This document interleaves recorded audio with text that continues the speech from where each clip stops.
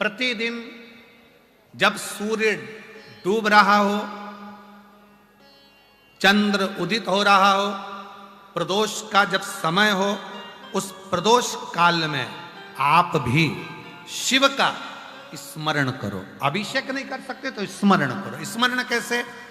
बस तुम्हें लग रहा है कि मेरे घर में धन की कमी है, संपदा की कमी है, मेरे घर में वैभव की कमी है, मेरे घर में लक्ष्मी की कमी है, मेरा व्यापार नहीं हो रहा, भगवान मेरे बच्चों की लाइन नहीं बैठ रही, ना विवाह हो रहा, ना उनकी कोई नौकरी लग रही है, तो शाम का समय प्रदोष काल और दरवाजे की ओर जिस समय पर प्रदोष काल में प्रतिदिन मेरे शंकर भगवान माता पार्वती के साथ में नंदी पर बैठकर भ्रमण के लिए निकलते हैं, वो प्रदोष काल के समय पर दरवाजे की ओर मुख कर कर भगवान शंकर के या तो पंचाक्षर मंत्र नमः शिवाय, या षडाक्षर मंत्र ओम नमः शिवाय, या श्री शिवाय नमस्तुभ्यम, बस दरवाजे की ओर देखते हुए 5 बार या 7 बार शिव के नाम का उच्चारण कर कर,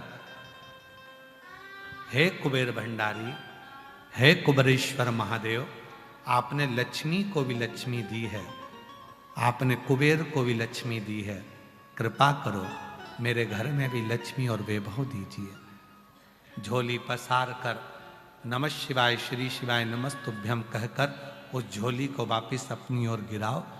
आप लगातार 2 महीना 3 महीना आप प्रदोष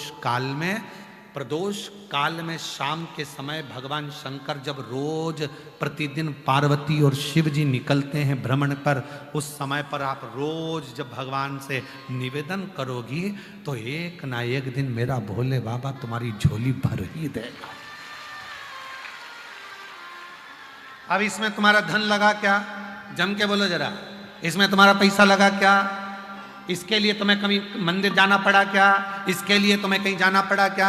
नहीं, इसमें केवल समय का ज्ञात करना है कि शाम का समय प्रदोष काल का जो समय है, उस प्रदोष काल के समय में, और थोड़ा सा आगे पीछे भी हो जाएगा ना तो चलेगा। ये नहीं सोचना कि प्रदोष काल के समय पर मुझे मालूम नहीं पड़ा, ये समय निकल गया, मैं काम में लगी थी, उसमें प्रतिदिन नियम बनाओ। प्रतिदिन श्री शिवाय नमस्तुभ्यम, श्री शिवाय नमस्तुभ्यम, श्री शिवाय नमस्तुभ्यम, श्री शिवाय नमस्तुभ्यम। प्रतिदिन प्रदोष काल में भगवान शिव के नाम का उच्चारण करना प्रारंभ कर।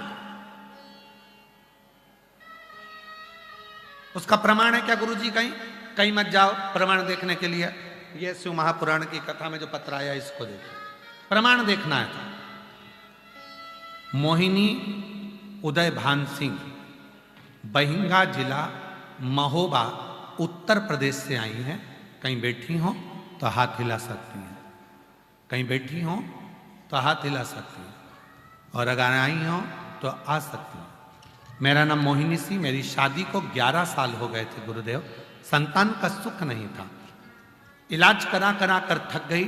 तब टीवी पर एक बार सुन लिया था कि प्रदोष काल में अगर जो भोलेनाथ से मांगा जाता है वो भोलेनाथ देता है।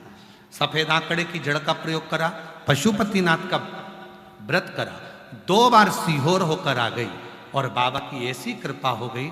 डॉक्टर ने तो मना करा था कि मैं कभी मां नहीं बन सकती, पर बाबा की कृपा से 2023 में 2 नवंबर को बाबा की कृपा से मुझे जुड़वा 2 बेटों ने जन्म लिया। मैं बाबा को प्रणाम करने के लिए दोनों बच्चों का मैं फोटो लगा रही हूं। जुड़वा 2 बच्चों का जन्म हुआ, एक का नाम विराज, एक का नाम वेदांत। 2 बच्चों ने जन्म। 11 साल के बाद मेरे घर में बाबा ने खुशी दी। प्रदोष काल का जो समय होता है, आप दूसरी जगह ना जाकर ये स्मरण, कहीं बैठे हो तो बच्चों को लेकर तो आ सकते हैं, कहीं ना जाए, प्रदोष काल में शाम के समय उस शिव को याद करो जो रोज प्रतिदिन मां जगत जननी को लेकर नंदी पर चढ़कर भ्रमण करने निकलते हैं, प्रतिदिन निकलते हैं।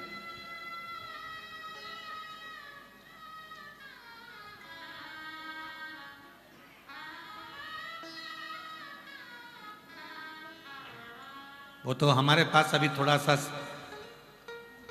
समय मिल नहीं पाता है इसलिए, नहीं तो एक हमने भी नियम लिया है बाबा जी, एक कथा प्रदोष काल में, प्रदोष काल की जो कथा होती है उसमें ये पंडाल नहीं लगता बाबा जी।